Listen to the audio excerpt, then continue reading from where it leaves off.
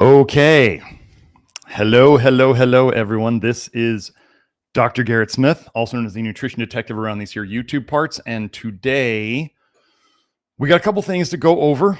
We're going to go over some testimonials, some fairly long testimonials, but they're quite useful. And then we're going to go over good old the Company of Wellness and some of their pushers of both pharma and supplements that are likely, they are going to contribute to what I call the infertility psyop, which is basically an all-out attack on all of our fertility here in the West from every single angle they could think of, whether they realize it or not. When they're using these drugs, people are taking these supplements, and many of you may have taken some of these during the COOF years. Who knows if the damage is, permanent? We can likely undo most of it by fixing your liver, because that's what these things are acting on and damaging. So then we can fix that. That's what we do. And very first thing, since we're going to be going over testimonials today, I thought I would, Heather Parker, the very first chat comment in the live chat, she says, another case of stage 4 kidney failure recovery in less than 1 year of following low vitamin A nutrition. We keep stacking them up, folks. Stage 4 kidney failure. Who else fixes that in a year? Tell me, because I don't see them. We help people fix like liver cirrhosis. We're fixing things, that other people just don't. Celiac. I mean, it's really funny, the people who are so against what we're doing. How could they be against this? Really? So thank you for sharing that, Heather. And now let's get to the testimonial. So let me share my screen. I forgot to do that before we started. I'll just put it on this. Share, and then hold on, Joe, not that one. And this one. Okay, here we go. So Joe has already put the link in the comments. I'm going to start reading through this. Let me just see that we can see it. Yep, we got it. Okay. So update from, these testimonials, just so you know, I don't say people's names in them. I put these testimonials are posted inside the Love Your Liver program, where should you decide to join, you could go and, search terms that are in these to find it if you'd like to see it. These are legit testimonials, but because, I'm in the medical field, I have to do patient confidentiality. So I appreciate all you folks who, send the testimonials. I'm just not going to say who you are, because I just don't need to open myself up to any of that stuff. Okay. So update, March 26th, 2025, updating on my takeaways after my original post 1 month ago. Still awaiting my first appointment. I'm assuming she means with one of our health facilitators. But seeing the value in the order of adding stuff and going slow. Okay. Just want to answer this real quick. The order of adding stuff is what I consider, and Zen Dog, also known as Jojo, he talks about it all the time in the Love Your Liver program. It is the most important thing, that is the most undervalued thing that is in the entire Love Your Liver program. It is, people say, well, what do I do next? What should I do? What should I try next? What should I do? This is it. It's like, you don't have to do it in that exact order, but it's to give you, as the term we like to use, is a framework to go through things. Like, imagine one of the first things, people will be like, you don't talk about light. And I'm like, no, light is one of the first things. It's one of the very first things. So is hydration. And so is some sort of movement. Like, these are basics. I don't go into detail on these because that's just not, I got my expertise is other places. But I go through these things. Like, if you're drinking too much water, or you're not drinking enough water, like, you got problems already. That's the simplest thing to fix. So that's like way up at the top. Right? If you got mold in your house, you're not going to get better doing any program. Fix the mold. Don't pay me money. Use your money to fix the mold. Then we can come help you more. Okay? So the order of adding stuff is really, really important for those of you who are in the Love Your Liver program and you have not looked at the order of adding stuff, or you kind of glanced over it and you just kind of were like, oh, okay, whatever. I just want to take the supplements. No, go back to the order of adding stuff and read it. Okay. Joe, did you just highlight all that stuff? Anyway, so what's been working? Oh, yeah. So supplements, oral magnesium twice a day, oral potassium chloride 3 times a day, very low dose vitamin C to keep things slow, magnesium oxide capsules 1 to 2 times a day to keep the BMs regular. Well, all of the oral magnesium is going to help pooping. Worked up to about 1 teaspoon of activated charcoal throughout the day and 1 teaspoon spread out throughout the night. It took the whole month to work up from 1/8 of a teaspoon without getting constipated, but it seems to really be helping with soaking up bile. I sleep better if I keep up with it throughout the day. If I don't, the nighttime bile dumps seem to cause more intense itching. Bile in your blood causes, especially in pregnancy, pruritus, which is itching. It's a symptom of bile in the blood, and charcoal is helping that, and that's what she's saying here. If you don't understand toxic bile paradigm, used to be called toxic bile theory yet, I would highly suggest you go watch episode 71 and maybe episode 53 too. Also. Anyway, so here we go. Pooping. BMs went from every few days to every other day to every day loose stool to now every day-ish, and sometimes multiple times a day with loose-ish stool. Without going into too much detail, the charcoal is working at pulling bile out. So this is just a note on everything we do. As you get better, this is a very important concept for everybody to understand. As you get better, okay, many of us are sick because we're not making enough bile, and too much of that bile is going back into our bloodstream. So if you're not getting rid of bile, if it's going back in your bloodstream, you're really not getting rid of it very well. And if you're not making a lot, then that means your liver's getting more and more toxic, which means it makes less and less bile, and it becomes more and more toxic, and you leak more and more of it into the system. It's a really bad cycle. Okay. So as we get you better, so we have to think of what are we doing? We're getting the opposite of that to happen.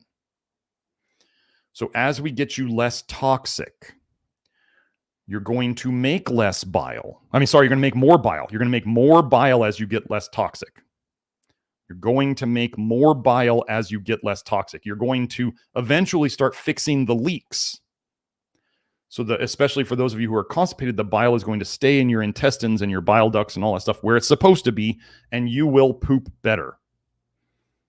So what are we seeing in this testimonial? She couldn't hardly take any charcoal at the start because she didn't have enough bile in her intestines. I'm not going to explain all that right now, but bile is what triggers pooping. If you don't have enough bile touching your intestines, you don't poop. So when I'm saying as we get people healthier, they make more bile and they're going to poop better, especially if they were constipated, we're seeing now she can take more charcoal, and she's using the charcoal to soak up the bile. And she's pooping better. Yes, she's taking magnesium.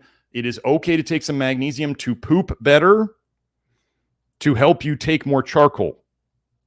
You can use the charcoal and the magnesium together. Magnesium helps you poop. Charcoal helps soak up the bile so you don't get constipated. Charcoal tends to constipate because it soaks up bile so well. Magnesium helps you poop. You can use them together. If you increase your charcoal and you need to increase your magnesium to keep pooping well, that's fine. It's okay. Okay. Food, 99% organic. Well, this is just kind of a love your liver diet right here. Mostly a pound plus of beef for animal protein per day, some lamb and chicken, meat stock broth and reused fat for cooking, iceberg lettuce, apples, some banana. And she says too much gives her a histamine rash. Okay, so she's following, doc, it hurts when I do this. Well, then don't do that. 1 banana is fine. Okay, 2 bananas, too much. Don't do 2 bananas. Underripe pears, why do we not want to do overly ripe pears? They make formaldehyde. Same with bananas.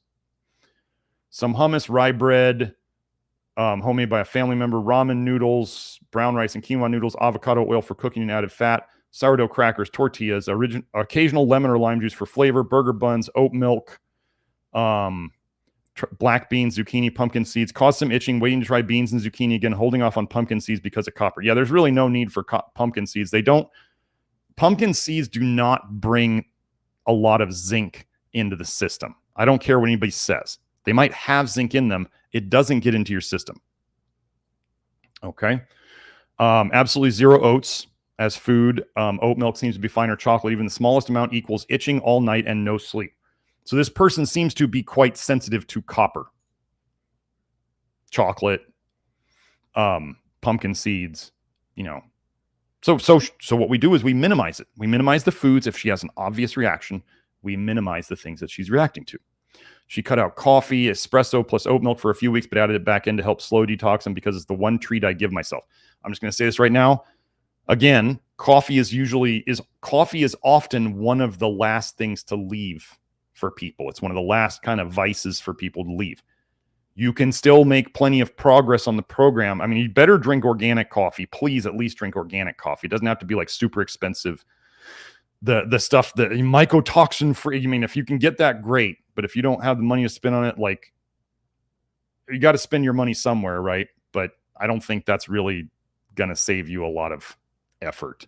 Anyway, coffee is often one of the last things to go. So I'm just going to say that if you're stressing about that, if that's like the last thing you have, that's a really not great on the program, you'll still make progress. Okay. And we'll see that right here.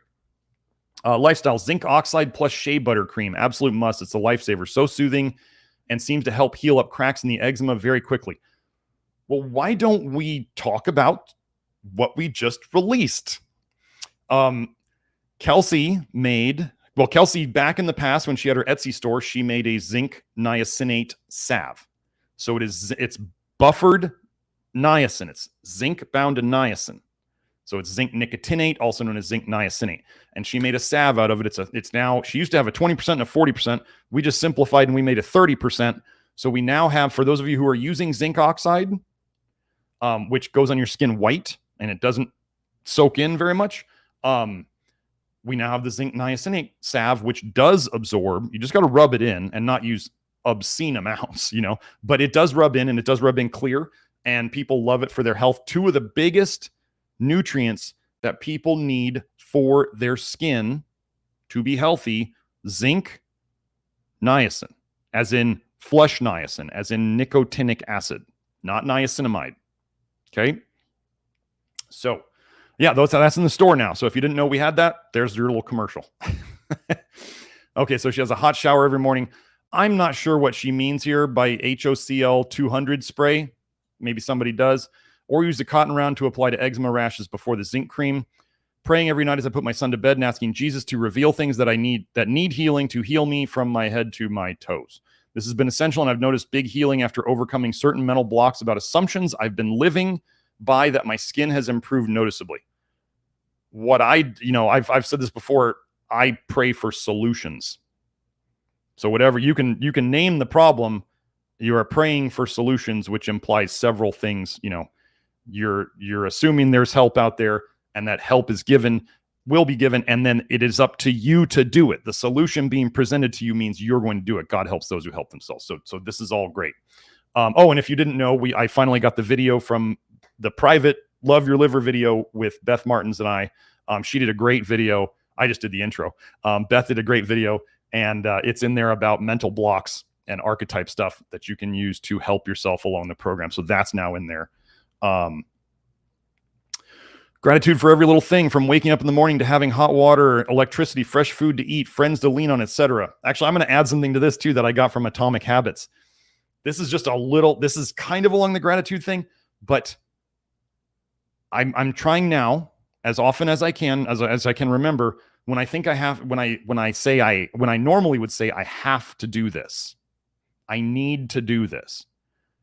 What I'm changing it to is I get to do this, which totally shifts it. You should try it. I get to drive my kids here. I get to write this article. I get to post on Twitter. I get to. It's in a way, it's just being, having gratitude for things, as opposed to like, oh, I have to do this. I get to wash the dishes, and then you're kind of saying, yeah, everybody's got food to eat, in an indirect way. Okay. Sharing about my health struggles with trusted friends and family, and asking for prayer, talking through day-to-day struggles with compassionate people and receiving encouragement. We are humans. We need other people. You do. Cooking food fresh at home, limiting sun exposure. Some sun seems good. Too much equals no sleep. The sun is an agitator. So this person is doing an amazing job of following the framework. The right amount of sun, good. Too much sun, too much agitation, too much bile dumping, not sleeping. Doc, it hurts when I do this. Well, then don't do that. Do less. So imagine the sun maniacs, the sun crazy people on Twitter. They'd be like, more. And it's like, no, you're making some people, they seem to deal with like, musclehead bros and that stuff who are fairly young and not that sick yet. I deal with people who are often very sick and they have no idea of how to deal with these people. Limiting exercise. Too much means she's drained. Gentle lymph massages in the Big Six. The Big Six is the lymph drainage protocol by Perry Nicholson. I highly recommend it. Doing it daily would be great. So improvements she's had. Daily BM that seems to be getting things out. This was my main goal before my first appointment. Great. Eczema on the face and neck has drastically improved. No more weeping. Can actually sleep on a pillow most nights and have actually slept through most of the night this past week, waking only to pee or drink charcoal. I was waking up multiple times a night to reapply zinc cream and even take a hot shower when it was unbearable. Still having some insomnia, but I'm usually able to point to what caused it. Hold on, Joe, let me do the, there it is. Let's do that. Eczema has spread to my chest and shoulders, arm creases, ears, right hand, and legs. I'm taking this as a sign that I'm still working on healing and probably deficient in something, but my body has gotten stuff out of my face and neck and is moving on to other areas. Some of you who are into homeopathy, what's the term I'm looking for? It's like the order of healing. I forget what it's called. It's like from the inside out, from the top down. Okay. So that's one of the signs in homeopathy. They talk about an order of healing will be typically, it often moves from the top down. And that's what we're seeing here. Face and neck is gone and then it's going down. So yeah, this seems to be retracing to areas that I applied topical steroids to off and on through my childhood and late teens. There we go. I would take it on these areas over my face and neck any day. So we are decreasing in symptom intensity. So the area is changing a little bit, but it's less uncomfortable. So it's moving. Things are changing. Things are shifting. And in the places where it was suppressed with steroids, now it's coming out. Oh, that's Joe was Herring's Law of Cure. That's what it was. Yes. Thank you, Joe. Herring's Law of Cure includes the top down. Kidneys don't hurt anymore. This is the lower back stiffness or flank stiffness that we talk a lot about.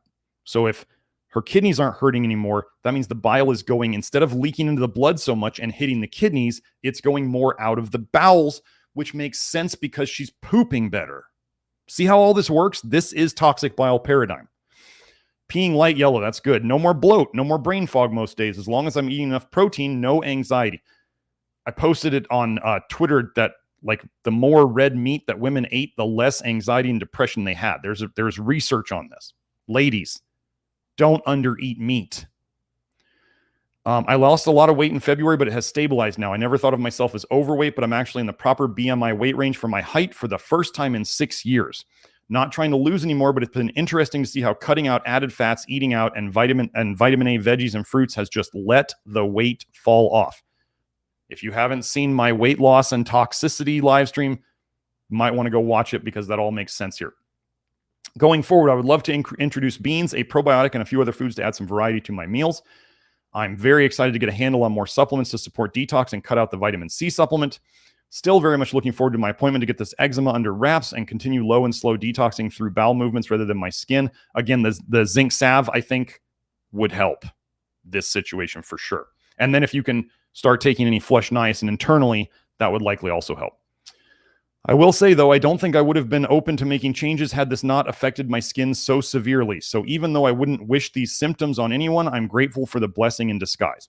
Okay, so that was the first one. Okay, hold on one sec. I think my niacin this morning got my nose running a little bit. Okay, so this is a gentleman's testimonial. He's been with me for years. I think he's been with me even since before the vitamin A detox stuff happened. We've actually become buddies, and I'm really glad he sent this in. I'm not going to say his name, but he's a great guy. Okay, listen to this. He got my lowest serum vitamin A lab reading the other day, down to 35.8. Okay, so normal, like deficiency starts at deficiency. Deficiency starts at about 20 for most labs. So 35, most people, when they, just so you know, if you're out there and you're wondering, I did a vitamin A lab and my vitamin A seems to be fine, like it's right in the middle of the range. That's not fine. Most people who are here that you're reading testimonials from or who I've helped, their vitamin A levels are in the 30s or 40s when they start. When they start, they're in the 30s and 40s, which is normal.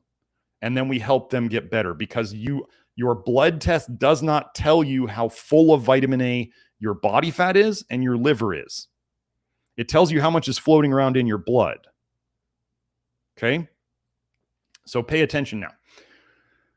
Down to 35.8. When I started in mid-2019, my vitamin A reading was super high at 88.4. I think at that time, Dr. Smith said it was the highest reading he had seen yet for a male. Well, this may, yeah, I think this is in my practice that I had seen. I talked to somebody later, I believe, who came and told me they were in Europe. The guy said his vitamin A was 120. I think that's the highest I've seen. I've had a woman, I believe, in the 130s. So we had 120 guy. I think I had a woman in the 130s, and her husband was in 99. So he beat this. Anyway, I felt like it too. Felt horrible at that time and thought I was doing everything right. As Dr. Smith has said, the serum vitamin A test is not really a great test for total vitamin A in the body. The body may be storing it out of the blood when you test and show a low vitamin A number, giving someone the wrong idea. Very good. A lot of variables, as we know, but it's the only test we've got at the moment if one decides to test. From my experience so far, the serum vitamin A number has correlated hand in hand with my health improving, slowly but surely moving the right way. So what I want to say is, folks, if you have a high vitamin A test, like if you are significantly high, 50s and above, you're guaranteed really full of vitamin A. Guaranteed. As we take people who have high vitamin A and we bring their levels down, we can often watch them, we can see them go down. Now, sometimes we have people start at a very low value of vitamin A in their blood, and you give them zinc and they eat more protein and they do what they need to do, and their vitamin A level starts going up in the blood because they're finally getting it out of the system. Okay? You can't, there is no way to tell how much is in the system unless medically they start taking chunks out of your liver and analyzing it. So the serum vitamin A test, we only know that somebody is how toxic somebody really is when it's really high. If it's low, the toxicity is hiding unless people have been on a low vitamin A diet for a long time. Okay. So here we have his first vitamin A, 88.4. Okay. Dropped to 61, 68.4.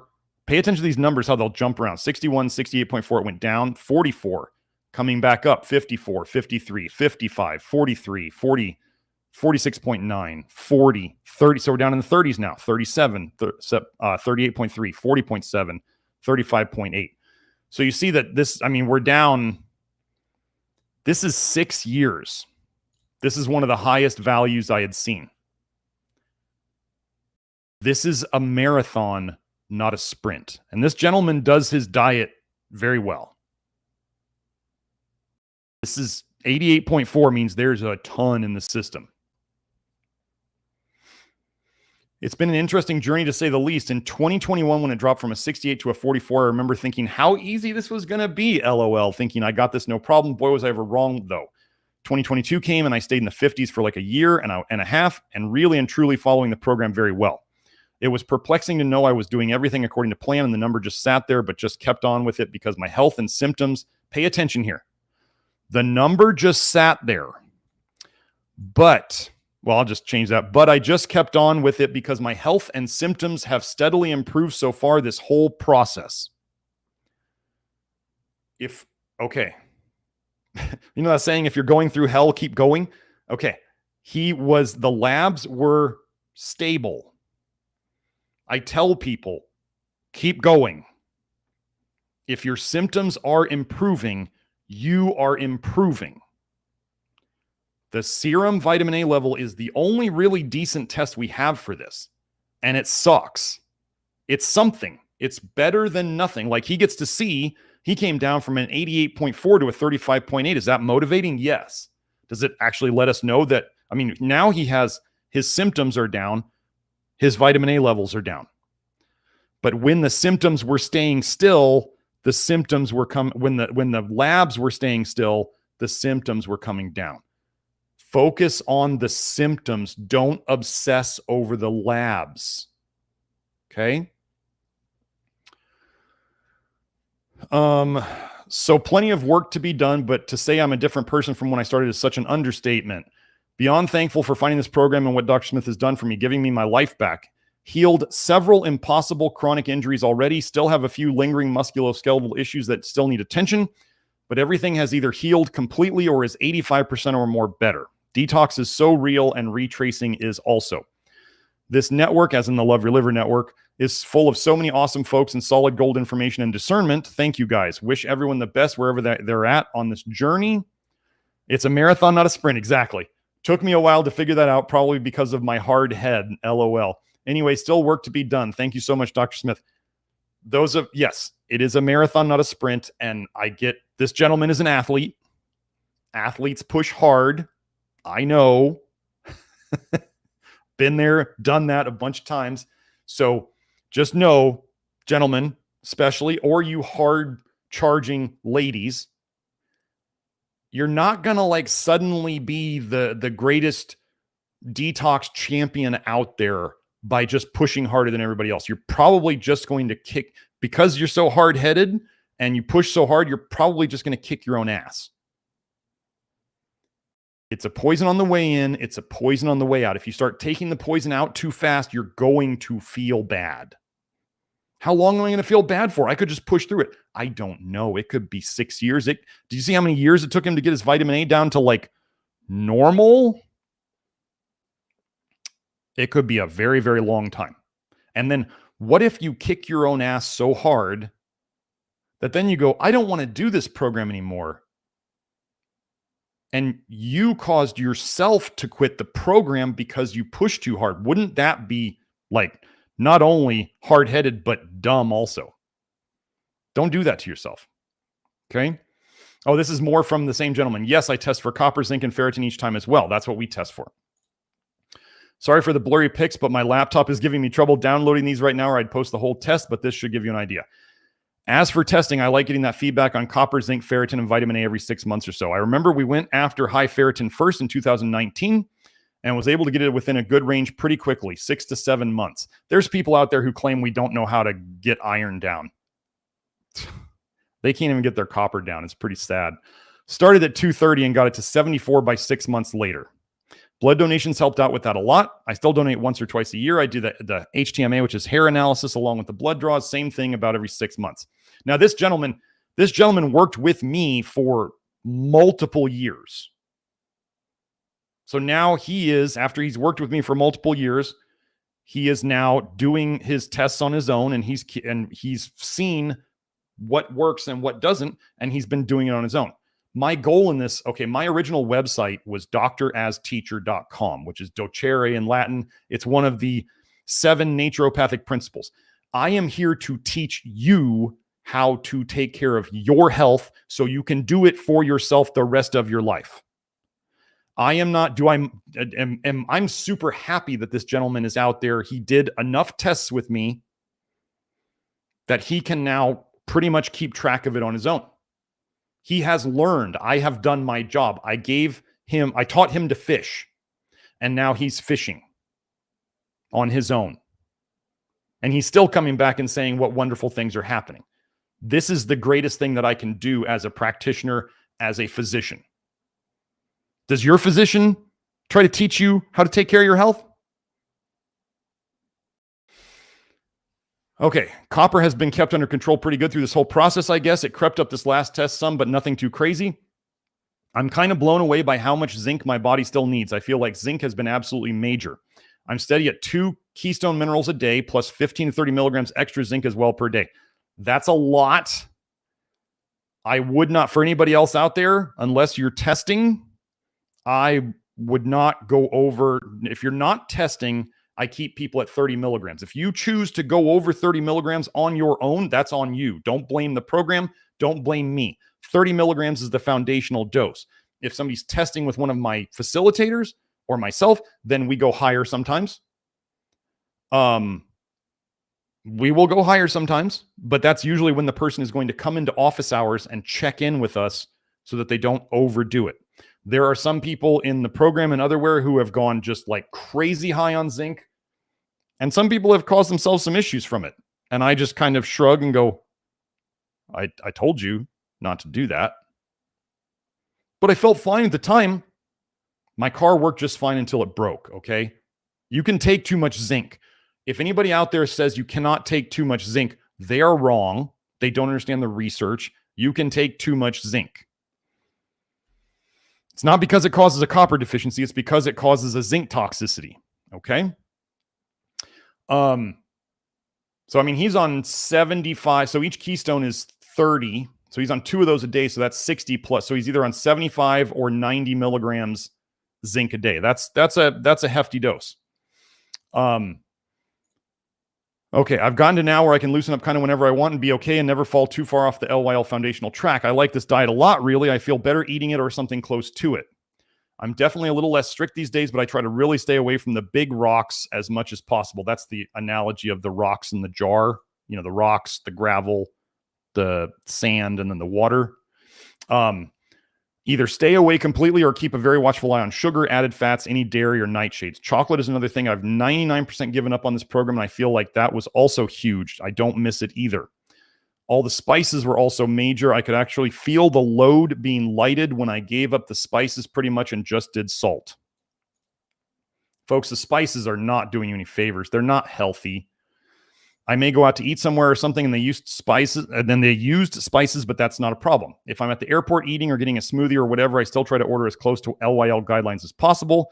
And I totally feel like the culmination of all those little decisions over the past 5 years have also been key to overall progress. Still drink some coffee some days, 1 cup, organic, of course. No sugar or cream, not every day though. Anyway, certainly not super strict, perfect this whole process, but pretty good, very consistently so far. And things are moving in the right direction slowly but surely. So you see, if people, so for those of you who are starting this process or who are really sick, do you probably need to be very tight to the diet and these things that we do at the start so you can get better? Yes. If you break your leg, they put you in a cast at the start. Like they don't give you a lot of room to move. And then once you're out of the cast, you just start running? No, you have to rehab it then. But is the cast gone? Yes. And then later you go and you do some physical therapy. And then you can get back to working out. So do you see how this is like this gentleman over time, he has gotten to the point where he can cheat. He knows when he cheats. I know that this gentleman will tell you, if it's very much like a lot of people, if they cheat too many times in a row or too many days in a row, you notice it. And then you go, yeah, okay, I know why I don't feel good. That's like the coolest thing. I think that is the most, to use a word, empowering thing, is to sit there and say, why do I not feel good? And you can look at what you've been doing for the last couple days and go, oh yeah, so obvious. I know exactly why I don't feel good.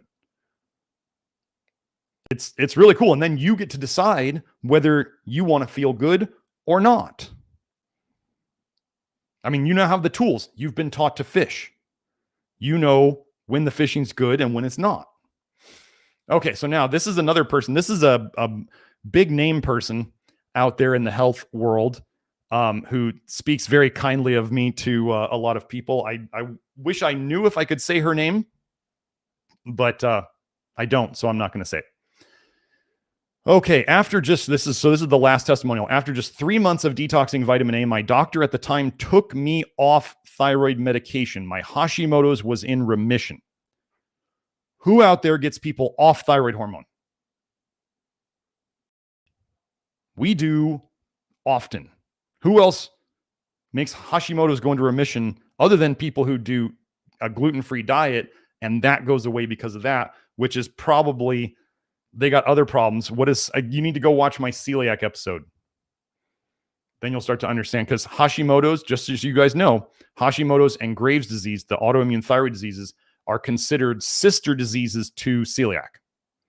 They tend to come together. Okay.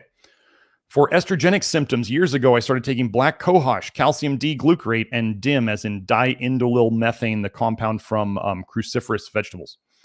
Within a year of detoxing vitamin A and being introduced to Dr. Smith's writings, I got off the calcium D-glucarate as soon as I could due to Dr. Smith's recommendation to not take any calcium-based supplements. Sometime later, I got off DIM, again, just from improving overall, so I no longer needed it. We fix estrogenic symptoms. We fix that whole estrogen dominance issue without forcing it with supplements. For probably 20 years, I'd had too much estrogen and plenty of uncomfortable symptoms as a result. About 7 years ago, I got endometriosis as well. So remember, the Love Your Liver program, this whole vitamin A detox, we're only at about 6.5 years. Okay? Endometriosis left me depleted of energy. Oh, and I do have a whole episode on PCOS and endometriosis. Might want to watch that one. But after 1.5 years on the low vitamin A diet, my strength returned. I was able to start jogging again. I mostly jog, walk. All of the menstrual symptoms that come with this disease also abated. I was able to stop taking the 2 supplements mentioned above for hormone balancing that I'd needed for years. I've had tons of amazing gains on the vitamin A detox diet, but this victory, overcoming/reversing endometriosis, was one of my sweetest emotionally. Update, as of April 2025, I've been on this diet for 6 years. To the month, I was able to go off of the final herb I took for hormone balancing, black cohosh, and stop vitamin B1, which helped, among other things, bring up my internal body temperature when my thyroid was underactive. Getting off black cohosh feels amazing. I've taken it for somewhere around 10 years. I want to talk about something here. The herb, getting off the herb, great. There are people out there, like the Hormones Matter people, who think that practically every single disease out there is a B1 or thiamine deficiency. Joe, you should link my berry B1 thiamine episode. Folks, you do not need, so any of you out there who are on obscene megadoses of B vitamins, like you're on obscene doses of B1, you're on obscene doses of B12, you're on obscene doses of methylfolate, you're on obscene doses of these B vitamins, I need for you to understand something. And people are going to be like, oh, I have a genetic, whatever. If it was your genetics, your bloodline would have ended long before supplements were available. Your bloodline would have ended because you would have been dead because there was no pills to take to fix your supposed genetic problem. What you have is toxicity. You have toxicity that has accumulated over the years, and now you have a problem. What does B1 bind to? B1 binds to or forms adducts with aldehydes. So people who are benefiting from lots of B1 are toxic in aldehydes. Vitamin A, what's one form of it? Retinaldehyde. So here's something that we do on the program. Let's say somebody wants to try some B1. They have some issues that look like they might be related to supposed B1 deficiency. Do we let them try it? Sure, try it. If it helps, what does it mean? It means you have an aldehyde toxicity problem. Okay. Can you antidote it with the B1? Sure. It's a fine antidote. It works great and it will help your symptoms. But I want you to pay attention to, we have people able to get off the B1. Because what do we fix here? We fix the aldehyde toxicity. So then people don't need the B1 to mask or suppress the symptoms or antidote them. Okay? There's nothing wrong with taking the B1 if it helps your symptoms. If it's not helping your symptoms, don't take it. I don't recommend the allithiamine, the garlic-derived B1. I don't like it. It's a disulfide. Don't want it. So yeah, all the disease out there is definitely not thiamine deficiency. It's aldehyde. A big part of it's aldehyde toxicity, and that's what thiamine helps with. Okay. Starting the low vitamin A diet also helped with the transition from perimenopause to menopause. I don't have any hot flashes or the usual symptoms associated with menopause, although I did before starting the diet. I'm now 52 and just about symptom-free, feeling great, sleeping well overall, good digestion, happy thyroid, etc. How many of you need to go tell the ladies in your life that they don't have to suffer through perimenopause and menopause? Big thanks to Dr. Smith, who is an amazing guide. Thank you. In addition to his knowledge of the diet and physiological functions, which includes avoiding copper, aldehyde, sulfur, etc., and the whys of these, several of his mineral suggestions and insights into other supplements have been game changers for me and propelled me forward in this wellness process. Finding the low vitamin A diet was a specific answer to prayer.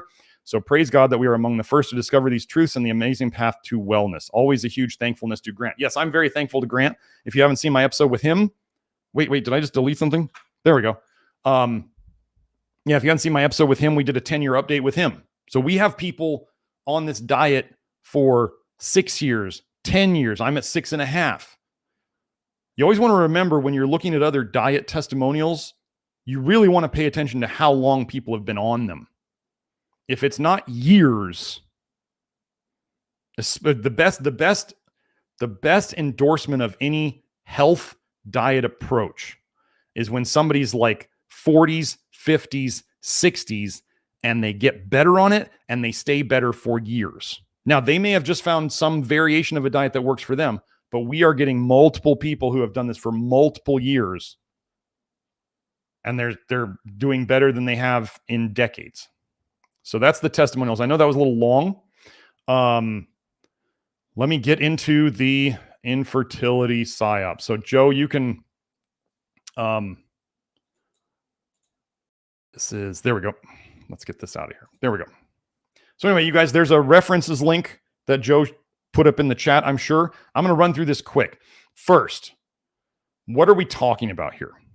Well, first of all, we're talking about people trying to treat supposedly what the COOF virus caused and what the jabby caused. Okay. First of all, here, I don't believe in virus diseases. I believe in toxicity diseases. I believe that when they measure viruses, mostly they measure antibodies. Antibodies are proteins made by your body to bind to toxins. So if anybody says, but what about the spike protein tests? They are antibody tests. What do antibodies bind to? Antibodies bind to toxins. So what are they measuring? They're measuring some expression of a toxin. If you don't believe in viruses, you shouldn't believe in this spike protein nonsense, because spike proteins are supposedly made by these viruses. So they're even smaller. This is the junkiest of junk science. They are trying to scare you with the word spike. Like, the fear propaganda should be so terribly obvious to you.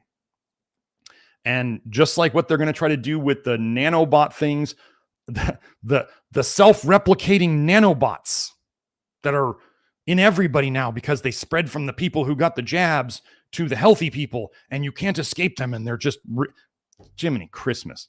Conservation of matter or energy people. Yeah, there's these nanobots remaking their little buddies inside of you. Just stop. They feed on your fear. Stop giving them your fear. It's nonsense. Why do I say this? Because, I remember we have people get better from Lyme, which everybody says, so many people in the conspiracy world says is a bioweapon. Well, gosh, how is my little diet approach and supplement approach fighting a military bioweapon? Maybe that was all another fear campaign.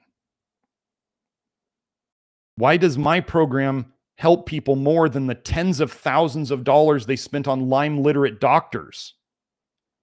What is it that I'm doing that's so special? We are detoxing. We are correcting nutrient deficiencies.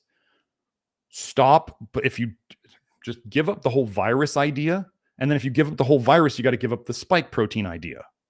Okay? And obviously, don't get the pokies. So let's go. What are these things that they're recommending now to, they call it detoxing spike protein, or maybe they mean dissolving it. Let's get into these. Many of these things are toxic in their own nature, and they're toxic together. So first, Joe, we'll hit into this in a second. I want you to understand, when we go over, as we went over in the other infertility PSYOP episodes, toxic things slow your detox. Toxic things slow something called P-glycoprotein, which is what detoxes your cells. Okay. They also, if they slow down P-glycoprotein, they also tend to slow down aldehyde dehydrogenase, which we talk about aldehydes a lot here. It's one of the main things that detoxes your aldehydes. Okay. So these things tend to go together. So we have toxins, slow down glycoprotein. They tend to also slow down ALDH. These things go together. And if you do both of these things, as I go over in the very first episode, you mess up fertility. That's the whole track you're going to see here. So if we can't find sperm problems or fertility problems with a certain thing, if we can show that it inhibits P-glycoprotein and ALDH, you can be quite sure it's bad for fertility. Okay? So this is one of my favorite papers. When people are like, turmeric is so good for you. What color's turmeric? It's like nasty, kind of brownish, yellow, orange. It's not good for you. The color tells you it's not good for you. The bitterness of it tells you it's not good for you. Well, this was a fun paper. Toxicity prediction of compounds from turmeric, curcuma longa. In the present study, the toxicity of 200 chemical compounds from turmeric were predicted. Includes bacterial mutagenicity, rodent carcinogenicity, and human hepatotoxicity. Okay, like DNA damage, cancer, liver toxicity. The study shows out of 200 compounds, 184 compounds were predicted as toxigenic. 136 compounds are mutagenic. 153 compounds are carcinogenic. And 64 compounds are liver toxic. To cross-validate our results, we have chosen the popular curcumin and found that curcumin, which is one of the things in the spike protein detox recommendations, one of the biggest things, curcumin and its derivatives may cause dose-dependent liver toxicity. The results of these studies indicate that in contrast to curcumin, few other compounds in turmeric, which are non-mutagenic, non-carcinogenic, non-hepatotoxic, and do not have any side effects. Turmeric is not good for you. Curcumin is not good for you. If you get some benefits from taking it, it's short-lived. It's going to go away, and your liver is going to be jacked up and full of curcumin. What color is a fatty liver? It's like a yellowish, brownish color. What color is curcumin or turmeric? Similar. What color is vitamin A? Yellow, orange, red. Gosh, what could be accumulating in your liver that's making it those colors? Fat filled with those things. Okay, so let's keep going. Ugh. ResearchGate always will kick me out if I leave the tab too long. Oh, come on. Here it is. Okay. Anti-fertility effects of curcumin on sperm quality. Morphology of testicular and seminal vesicle in rats. Where was it? Where's my... I marked it. Come on.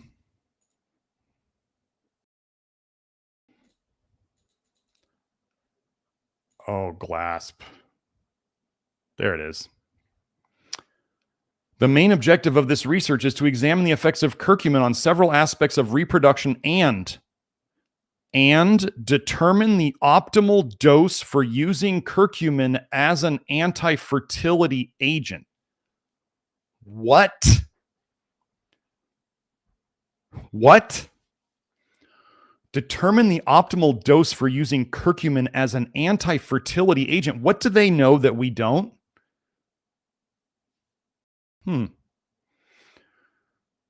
A trend was observed indicating an increase in spermatozoa abnormalities and a decrease in spermatozoa concentration. An anti-fertility agent. But it's a healthy compound from an herb. No. Okay. Curcumin influences semen quality parameters and reverses the di-2-ethylhexyl phthalate induced testicular damage in mice. Okay. Curcumin used in high concentration decreased sperm motility and viability in vitro. Let's keep going. So remember, we already went over it. We're showing the sperm stuff first. Now we get to, gosh, what does curcumin and vitamin D3 do? We already went over vitamin D3. I went over vitamin D3 in one of the other episodes, how in fertility clinics, they're finding vitamin D is just basically crushing women's fertility. Like all the markers are worse from vitamin D3 supplements. It's rat poison, folks. It is the same ingredient that is in rat poison blocks. So, what do we see here? Inhibition of aldehyde dehydrogenase and inhibition of P-glycoprotein by curcumin and vitamin D3. It increases the sensitivity to chemotherapy. Chemotherapy is a poison.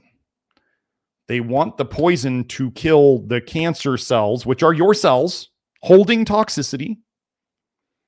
And if your P-glycoprotein and your aldehyde dehydrogenase are working too well, it fights off the poison they're giving you. So they have to make you more susceptible to your poison by giving you other poisons like rat poison D3 and curcumin, so that they can overwhelm your system and they can get the poison into your own cells. Cancer cells are your own cells. They are toxin storage cells. So you can destroy your toxin storage cells and eventually get cancer again, possibly in the same place and probably multiple other places. Combining curcumin and vitamin D3 with the chemo, the Paxlotel or whatever it is, caused a downregulation, slowing down or reduction in both MDR1, this is the gene for P-glycoprotein, and ALDH1, that's aldehyde dehydrogenase, gene expression in MCF7, besides a decrease in their protein levels. In vivo, in actual, living creatures, the triple therapy group showed the least tumor size. Okay, so they're killing cancer. You don't want to say killing. I don't use killing cancer. They reduce the size of the tumor. What happens after chemo? Does it usually come back? Yeah, pretty much every time. It also showed the lowest levels of MDR1 and ALDH1. So lowest P-glycoprotein and ALDH.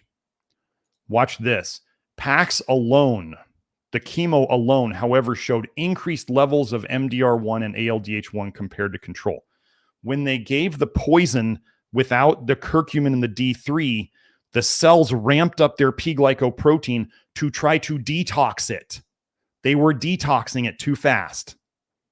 The body said, holy crap, we have to get this out. And then what did the study do? Let's give them curcumin and D3 to shut that down so we can poison the cells. Overall, the present study showed that PAX as a monotherapy demonstrated acquired resistance, possibly by increasing MDR1 expression and enriching CSC. I'll look up what CSCs are. Population as evidenced by increased ALDH1. However, using curcumin and D3 enhanced tumor response to PAX. Well, it's not the tumor response. Yeah, sort of it is, but you're poisoning yourself better by taking vitamin D supplements. Okay? And curcumin. And just one more, just to hammer it home. Anti-spermatogenic, against the creation of sperm, and anti-fertility effects of fruits of Piper nigrum L in mice. Piper nigrum, what is that? That's the piperine that they put like with curcumin supplements. This is also another one of the things in somebody's spike protein detox protocol. So they give you black pepper, an extract of black pepper, which is Piper nigrum. Nigrum is black. They give you an extract of black pepper because it raises the curcumin compounds in your blood, which actually means you're leaking them more out through your liver. You're poisoning yourself two ways so that they can see more curcumin in your blood. So I wanted to include this here because it would be synergistic, right? They want it to be synergistic.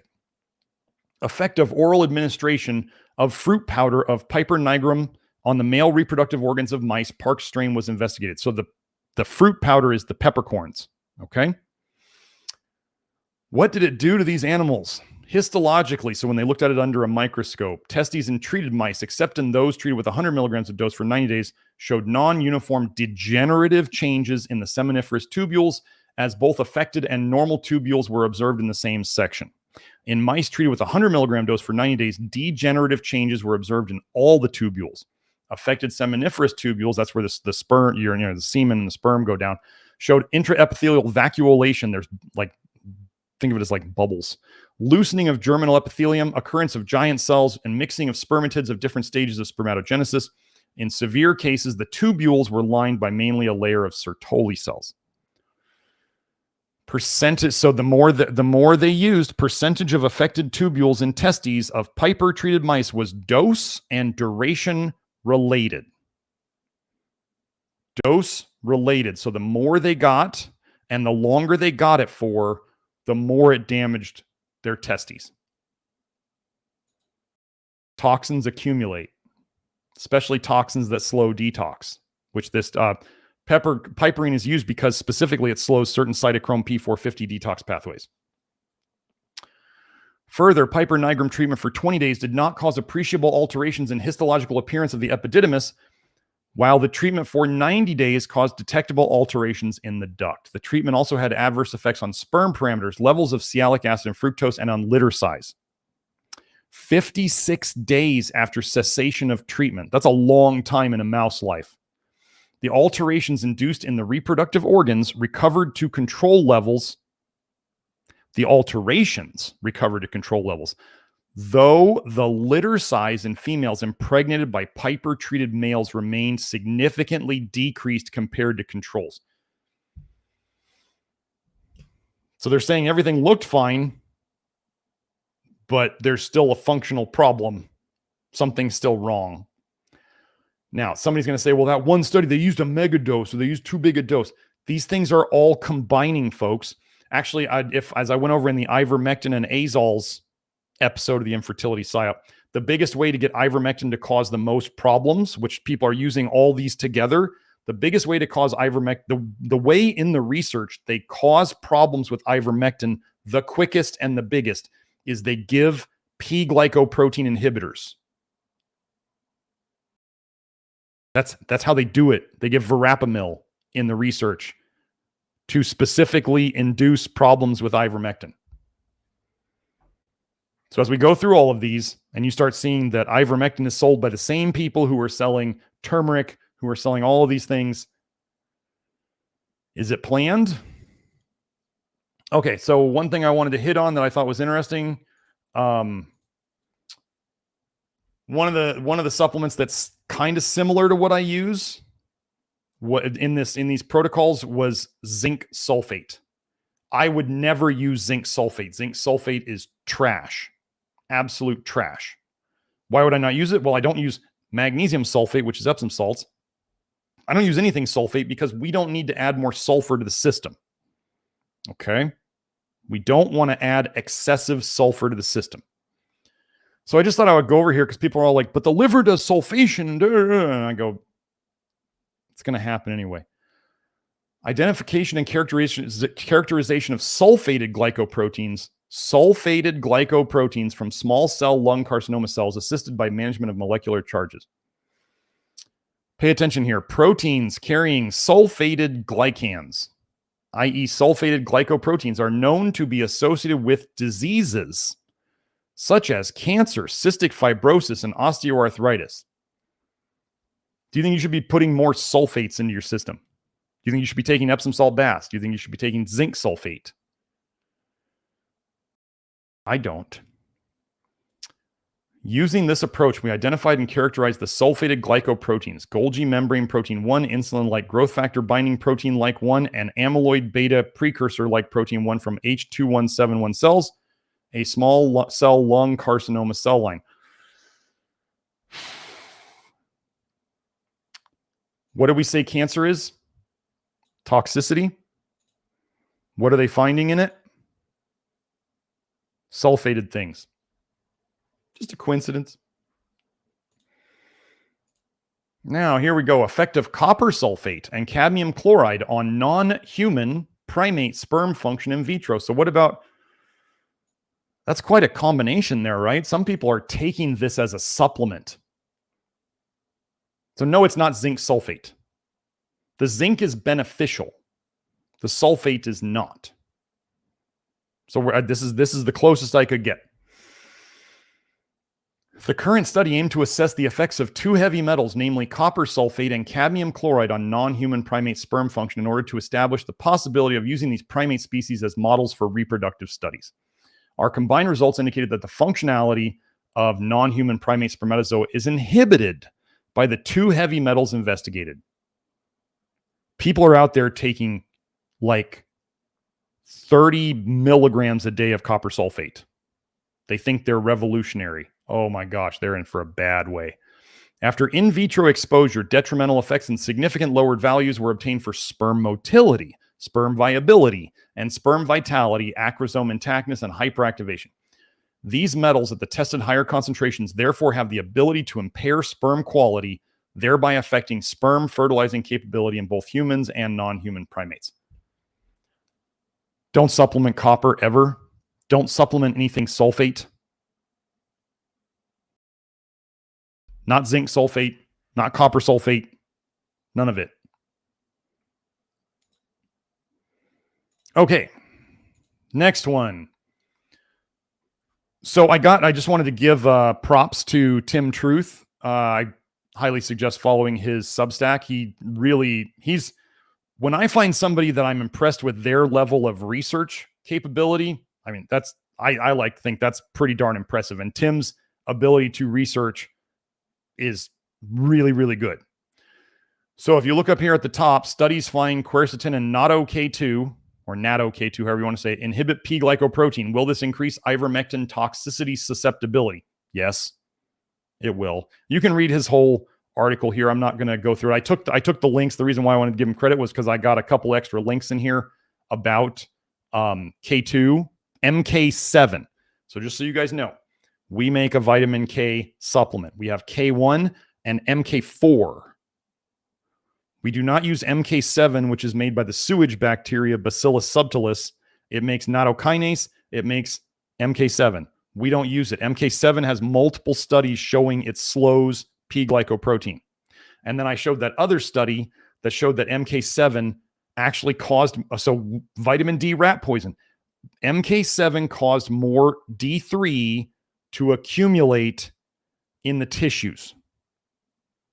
So if we are actually believing that vitamin D3 supplements are toxic, MK7, the vitamin K2 that nearly everybody else out there is pushing, causes an accumulation of vitamin D in the tissues, which will lead to bad things. Okay, so now let's hit this. Inhibition of P-glycoprotein in Keiko2 cells. These are I believe these are intestinal cancer cells, like colon cancer cells. Effects of herbal remedies frequently used by cancer patients. Look at this list. The herbal products, natto-K2. So this is MK7. Agaricus, that's the mushroom, I believe. Mistletoe, noni juice, green tea, and garlic were investigated for in vitro inhibitory potential on P-glycoprotein-mediated transport of digoxin in differentiated and polarized Keiko2 cells. The most potent inhibitors of the net digoxin flush, that's the ability of the cells to get rid of the poison via P-glycoprotein. Mistletoe, not okay, but mistletoe was the highest, then not K2, then agaricus, then green tea. Polyphenols slow down ALDH. Green tea polyphenols slow down ALDH. If we slow down ALDH, what else do? We slow down P-glycoprotein. This study shows that mistletoe, natto-K2, agaricus, and green tea inhibit P-glycoprotein in vitro. Special attention should be paid to mistletoe due to a very low inhibitory capacity of 50%. So 50% of its 50% inhibition. Okay, so mistletoe has a very low 50% is inhibited of P-glycoprotein and inhibitory concentration of 25%. So mistletoe is very big at inhibiting P-glycoprotein, which is a standard approach to them, the oncologists trying to treat cancer. So it's not like mistletoe is doing the same mechanisms that chemotherapy does, okay? And to natto-K2 due to a low 50% inhibition concentration and a low IC50 to IC25 ratio. So they're specifically saying, watch out for these.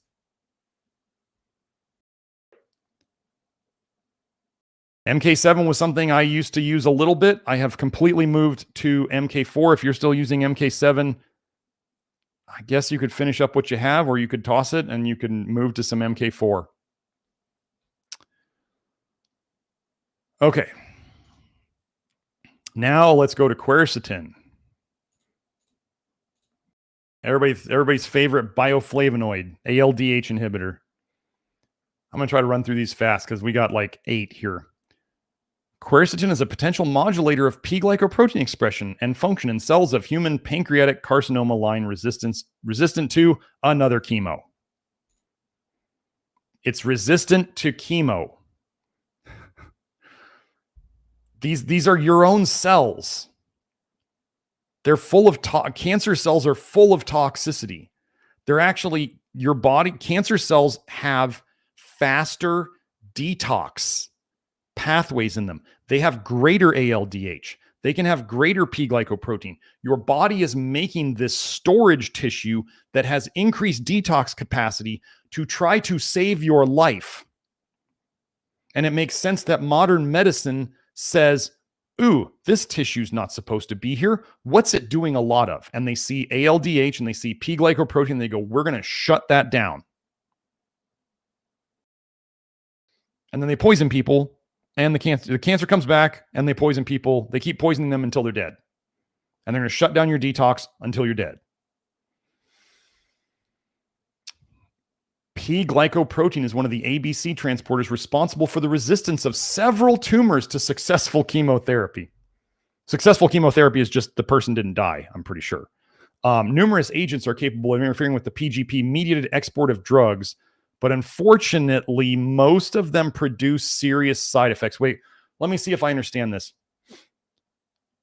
Serious side effects from things that interfere with your detox. Are those side effects, or are those just interfering with detox? Results of the studies confirm that quercetin affects expression and function of PGP in a concentration-dependent manner. The more you take, the more you slow down your detox. Moreover, it decreased expression of ABCB1, that's the gene. Thus, quercetin may be considered as a potential modulator or shutdowner of P-glycoprotein. Okay, let's keep going. Effects of quercetin on P-glycoprotein transportability in Chinese healthy subjects. Again, remember, ivermectin, the way to cause the biggest problems with ivermectin is to slow down P-glycoprotein. Quercetin significantly induced the activity of PGP. This is in healthy subjects. So you get 6 subjects and you're going to get the opposite. They also did it. How long did they do this? 13 days. Yeah. So, doesn't always show what I want. But we have that one. We have a preponderance of evidence here. It's in the title here. Inhibition of P-glycoprotein function and expression by camphorol and quercetin. This study demonstrates that some putative flavonoids, i.e. flavonols. So when they say flavonols here, they're meaning these: quercetin and camphorol, and isoflavones, the good old soy phytoestrogens, genistein and daidzein. I want you to know that all of these are polyphenols. Okay? Bioflavonoids are polyphenols. Isoflavones, phytoestrogens, are polyphenols. They all slow down ALDH. Markedly increase the sensitivity of the multi-drug resistant human cervical carcinoma, so cervical cancer cells. They have high PGP expression.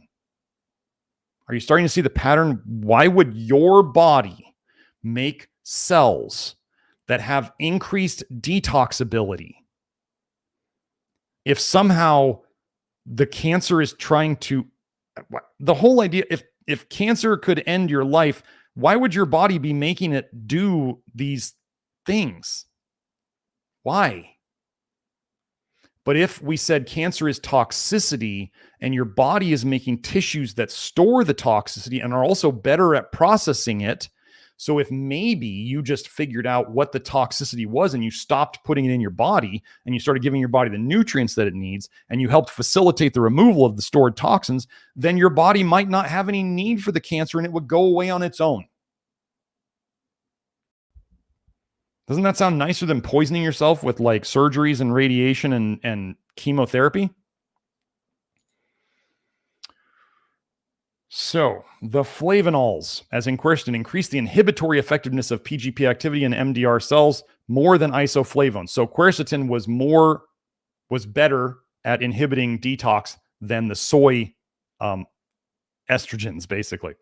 These findings provide evidence that flavonols reduced PGP expression and function, resulting in the inhibition of PGP activity, but isoflavones modulated intracellular drug levels by inhibiting PGP function. So they basically increase the drug levels inside the cell by inhibiting PGP function with no effect on PGP expression. Among the flavonoids tested, flavonols, particularly camphorol, exhibit the most potent MDR reversing property in KBV1 cells. Let me go back to this other paper. Do you guys remember? I went over this a couple weeks ago in another infertility SIP. I was just having a thought about this. There's a study where when they gave alcohol to young rats, their ALDH increased. And when they gave alcohol, the same alcohol, to old rats, their ALDH slowed down. I want you to pay attention to something that's in this title here. Healthy subjects. When you are healthy, your body can respond to poisons better. What are most of these papers that they're looking at P-glycoprotein on? What's it all about? Cancer, a very diseased state of toxicity. So this is, I forgot to say this. You can see with duration paradox, you can see different responses in different groups. And this is exactly why you see these people on social media who are taking all this toxic crap and they're like, I feel amazing. And then a couple of years later, when it all falls apart, they have no idea why it happened because they basically used up their magical youth juice where they were able to increase increasing the detox actually made them feel better when they were younger, but it sucks away all of it. And then it goes down when they're older and then they wonder what they did because why don't the supplements work anymore? Because they never really worked properly in the first place. Your youth made it so you felt better and then disaster strikes. That's duration paradox for you. My car worked just fine until it broke.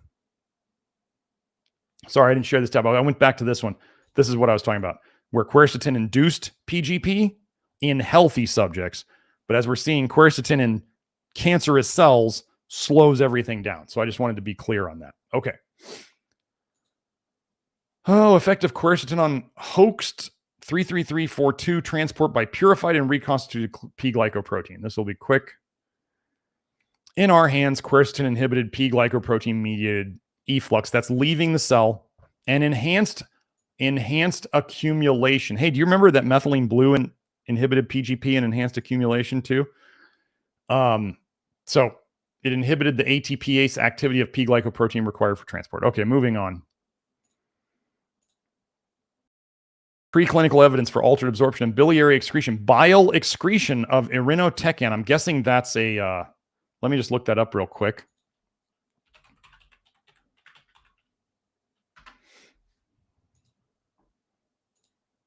Yeah, I'm assuming it's any type of drug you use to treat any type of drug you use to treat people is technically chemotherapy. So irinotecan belongs to the group of medicines called anti-neoplastics, cancer medicines. Okay, got it. So let's go back here. Just wanted to make sure it was like a chemo like I thought it was. Wait, were we on this? No, we were on this one. Okay. Preclinical evidence for altered absorption and biliary excretion of irinotecan in combination with quercetin. Possible contribution of P-glycoprotein. Make this a little smaller. The objective of the present study was to identify the most suitable PGP inhibitor Keiko 2 cell monolayers were used to investigate the influence of various components. Quercetin, bioflavonoid. Hesperidin, bioflavonoid. Piperine, we already went over this one. Curcumin, and naringenin, another bioflavonoid. These all inhibit ALDH. They all inhibit PGP. Quercetin showed the highest absorptive permeability enhancement and P-glycoprotein interaction potential. It's the best one of the ones they went over. You remember how I say when you give a toxin, you slow down detox? The more toxic you become, the more toxins you take in over time, the more you slow down detox. What are they about to say here? The amounts of irinotecan and SN38, some other toxin they gave them, eliminated in bile in control rats is reduced to almost half when treated with quercetin.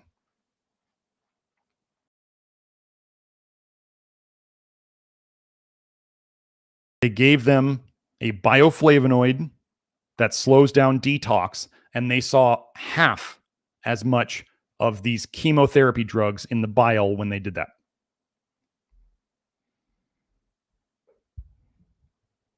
Where do you think the rest, if it's not coming out in their bile, where do you think it's going? Okay, quercetin potentiates or strengthens the effect of adriamycin in a multi-drug resistant MCF human breast cancer cell line. P-glycoprotein is a possible target. They want to shut down your detox. The study demonstrates that the flavonoid quercetin, a plant-derived compound with low toxicity in vivo, greatly potentiates the growth inhibitory activity of adriamycin on MCF7 ADR-resistant human breast cancer cells. So it potentiates another drug. So that's the thing. So they could say that quercetin by itself is not toxic. Wouldn't this be a great little sneaky thing? They say this by itself, it's not toxic by itself. But then when they combine it, this is how they hide the poisoning psyop from us. They use multiple synergistic things that so you can't. What does science look at? One variable. What are we looking at? All of this stuff together. If you have this ALDH inhibitor and this PGP inhibitor and this ALDH inhibitor and this PGP inhibitor and this ALDH inhibitor, and you put them all together, you see the problem? You don't have to have a mega dose of any one because they are all synergizing. Our results indicate that quercetin and this fancy quercetin, but not this fancy quercetin, rutin. Rutin didn't inhibit the PGP at pump efflux activity in a dose-related manner, but the two forms of quercetin did. Quercetin slows detox. Okay, keep going. Oh, this one's great. Quercetin, a bioflavonoid, inhibits the increase of human multi-drug resistance gene MDR1, that's the P-glycoprotein gene expression caused by arsenite. I want you to pay attention to this title. We'll come back to it. Expression of the MDR1 gene, which encodes P-glycoprotein, it makes P-glycoprotein, is increased under some stress conditions. Oh, wait, let's go back to that healthy Chinese group. They gave them quercetin. They saw P-glycoprotein go up. Expression of PGP is increased under some stress conditions in healthy people. But if you push the system too hard, it starts breaking and you see it go down. We have reported that quercetin, a bioflavonoid, inhibits the expression of heat shock proteins. Well, there's some people out there who say heat shock proteins are what you want to stimulate, right? So quercetin inhibits that. And people do stress to get heat shock proteins, right? Okay, the increase, so let's pay attention here. This is what I'm talking about, the title. The increase of P-glycoprotein synthesis and MDR1 mRNA accumulation caused by exposure to arsenite were inhibited by quercetin. Pay very close attention to what this means. This cell line was exposed to arsenite, a form of arsenic. It's a poison. We know it's a poison. It started increasing its P-glycoprotein to get it out. It's trying to dump it. And then they go and they give quercetin and they can't get rid of the arsenic anymore. Do you see how all of this is synergistic? Do you see how it's not just one thing? Do you see how you could have one reaction where you induce P-glycoprotein with a toxin, but then if you put too many P-glycoprotein inhibitors in, you shut it all down? Is that toxicity leaving? No, it's not leaving. That was a pretty crazy study that I saw. When I saw that, I was like, wow. Okay, the effect of quercetin, a widely distributed flavonoid in food and drink, on cytosolic, that's in the cell, aldehyde dehydrogenase. A comparison, we got the effect of diethylstilbestrol. Quercetin is a potent inhibitor of cytosolic aldehyde dehydrogenase at physiological pH. Last one, quercetin inhibits breast cancer stem cells via downregulation of aldehyde dehydrogenase 1A1. Downregulation of aldehyde dehydrogenase 1A1. Chemokine receptor type 4, mucin 1, an epithelial cell adhesion molecule. In our study, quercetin suppressed aldehyde dehydrogenase 1A1. They already said that in the title. Okay. Now, let's go into some of the drugs that they're pushing for this spike protein detox. Because drugs are good, right? A company of wellness should totally be selling you kits of drugs. That makes sense, right? Avoid the jab, take drugs. You need to have a stash of drugs around. Here's your stash of drugs. We sell it. Anyway, so one of the meds that was mentioned in some spike protein detox protocols was fluvoxamine. Adverse effects of long-term administration of fluvoxamine on hematology, that's your blood, like your complete blood count, blood biochemistry, and fertility in male albino rats, a possible effect of cessation. Fluvoxamine is recommended as a first-line treatment for a number of obsessive-compulsive disorders, anxiety disorders, social phobia, and post-traumatic stress disorder and panic disorder, which means it slows down vitamin A detox and copper detox. The adverse effects of prolonged oral administration of fluvoxamine, I'm about to sneeze, on hematology, biochemical parameters, and fertility in male rats was evaluated in this study. So they gave the high therapeutic dose. High therapeutic dose of fluvoxamine induced leukocytosis, lymphocytosis, and monocytosis. None of those are good. Low therapeutic dose and high therapeutic dose of fluvoxamine evoked liver, kidney, and heart dysfunction. Liver, kidney, and heart dysfunction, and we're trying to fight spike proteins with this? Okay, cool. Moreover, fluvoxamine treatment might lead to the risk of male infertility, which is indicated by its deleterious or bad impacts on spermiogram and steroidogenesis hormones. It ruins. What do they want to do, guys? They want to make you low testosterone and they want to ruin your sperm. Ladies, they want to make you infertile. That's why they came mostly after the women with the jabs, because women tend to be more of like follow the crowd and tend to be more on the liberal side, and more women took the jabs. The jabs were indicated for them.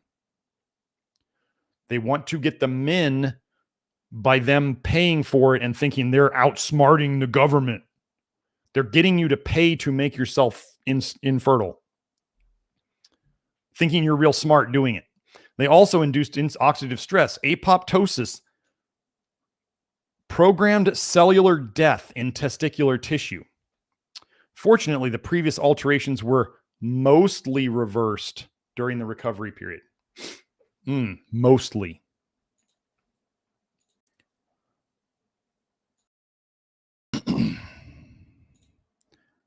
Effect of pharmacologic interventions on aldehyde dehydrogenase in the rat testicles. One of the other things they recommended in some spike protein detox protocols was naltrexone. Folks, naltrexone doesn't fix autoimmune disorders. Naltrexone most likely shuts down detox in some way because autoimmunity is toxicity. So if you slow down the detox and you keep everything tucked away and it's not floating in your bloodstream, you have less symptoms. The in vitro and in vivo, so that's in like petri dish and in whole rats, effects of selected pharmacologic agents on cytosolic aldehyde dehydrogenase in the adult rat testicles were studied. Naltrexone, a narcotic antagonist, significantly inhibited epididymal, but not testicular aldehyde dehydrogenase in vitro.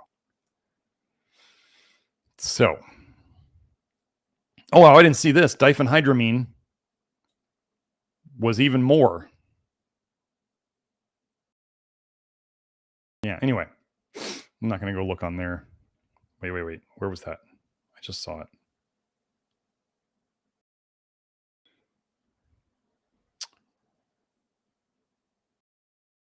I think, oh, yes. The other things that they recommend in their little kit is quite a few antibiotics.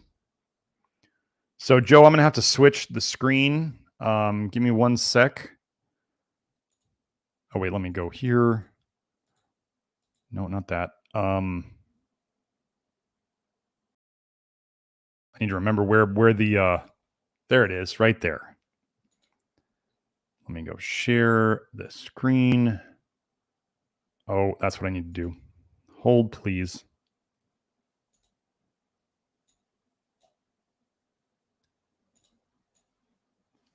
Sorry, I didn't prep this very well. Come on.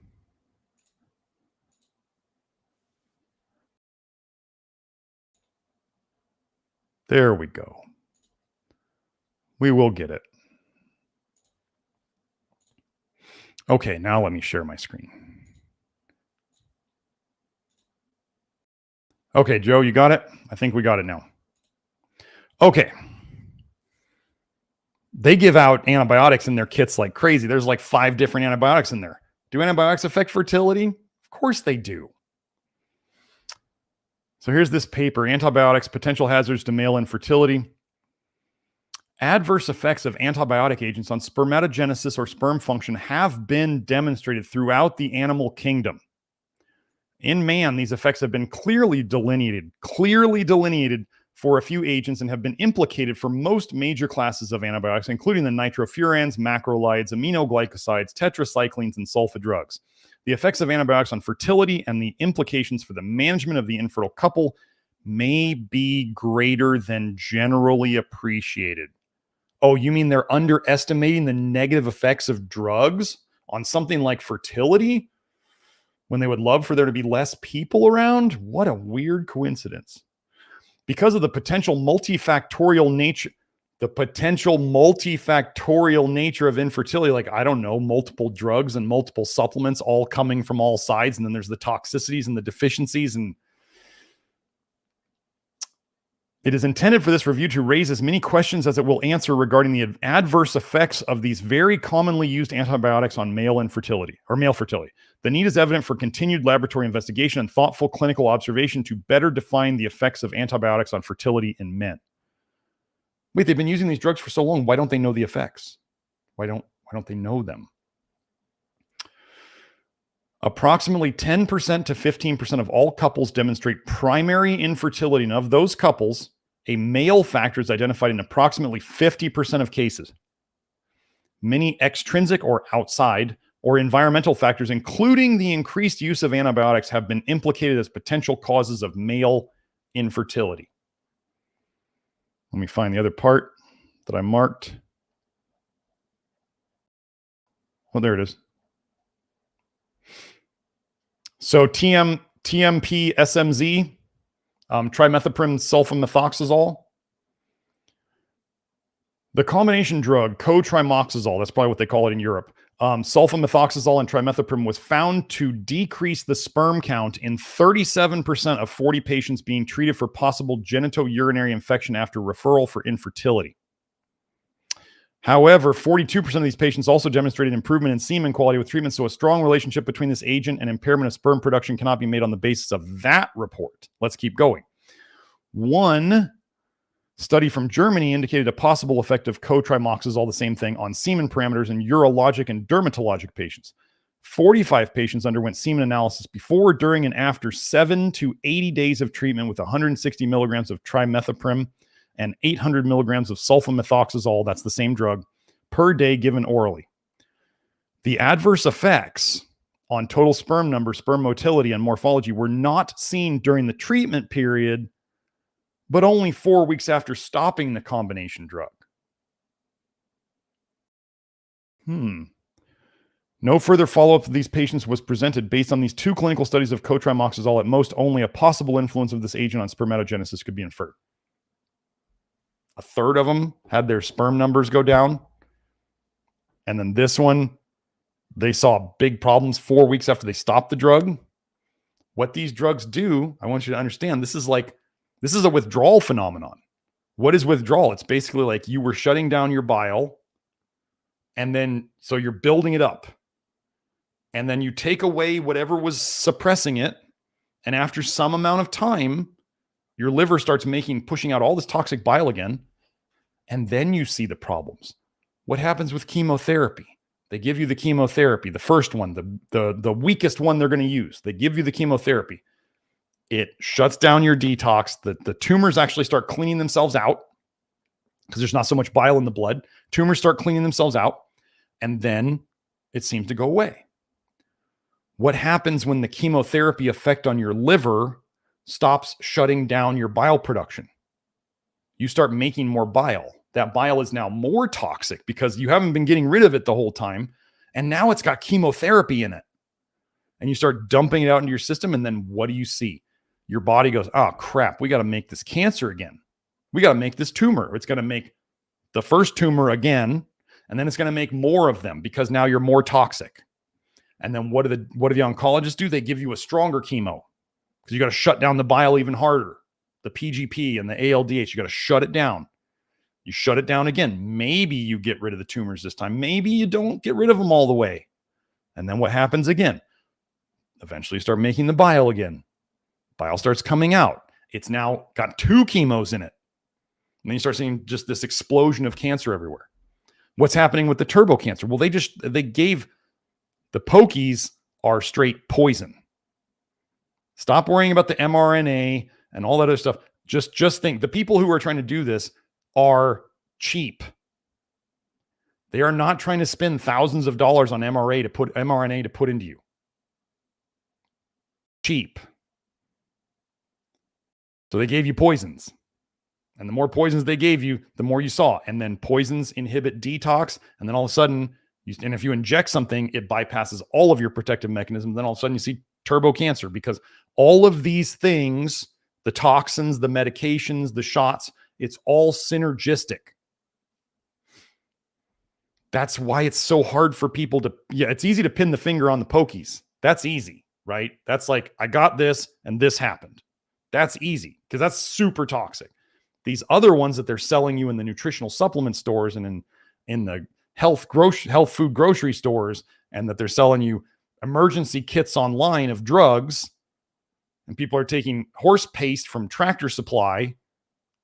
Like nobody's going to track any of that because it's too many variables. That's the plan. That's why I bring all this together, and people be like, but that's too high a dose. It's not about the dose. It's about the potential for it. And then you combine it with these other problems, the PGP inhibitors, the ALDH inhibitors, the toxins that are already in people, and you get an untraceable problem. That's the design. It is by design. So, okay, I think that's all of that for today. So let me get into the questions. So, just so you guys know, next week we're going to be doing I'm going to be up in Idaho again. We're going to be doing because we can't do the camera where we're at because there's just not good bandwidth. So I'll be doing one with Kelsey again. So if you guys want to prepare some questions for Kelsey, she will be with me doing it. I just obligated her to do it with me. So we'll do that. And then let me get to any of the super chats and the questions in the comments. So I'm going to stop sharing, Joe. And let's close that. And let me go look. Let me bring this right here. Okay. Oh, sorry. Let me bring that up again. Joe, you posted a super chat.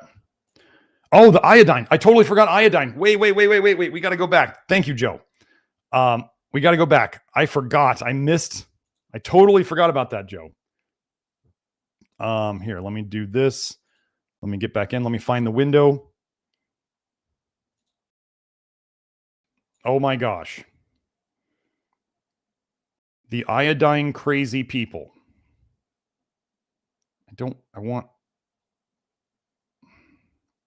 Hold on. Joe, how is this looking okay? I can't tell. Yeah, it looks fine. Okay. You guys. Oh my gosh, you guys. Oh my gosh. You got to look at this. So there's lots of people out there. Somebody the other day told me they were recommended 26,000 micrograms a day. So 26 milligrams of iodine a day by a supplement store worker who probably didn't look very healthy at all. The biggest thing that they fortify foods with is potassium iodide. That is almost always like close to half or more than half of Lugol's and iodoral, and they're giving milligram doses, which are absolutely excessive iodine. And this was also part of some spike protein detox protocols that I saw, was lots of iodine. Okay. Excessive iodine, first of all, ruins your thyroid, if you didn't know. How are we able to help people get rid of Hashimoto's and Graves'? Do we use iodine? Absolutely not, because in the research, it's shown that iodine aggravates autoimmune thyroid terribly. You're not going to overpower your disease with massive mega doses of iodine. So now let's go into the infertility psyop part of iodine. So here we are. Excess iodine impairs spermatogenesis by inducing oxidative stress and perturbing the blood-testes barrier. This is your tight junctions. This is leaky balls. We talked about this in another one of the infertility psyops. This is leaky balls. In this study, we aim to investigate the molecular mechanisms underlying adverse effect of excess iodine on spermatogenesis. Sprague Dawley rats were orally administered with 0.7 milligrams potassium iodide per 100 grams of body weight and 3.5 milligrams potassium iodide per 100 grams of body weight for a period of 60 days.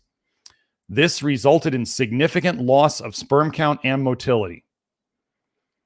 Analysis of the blood-testes barrier proteins showed reduced expression of tight junctions. That's bad.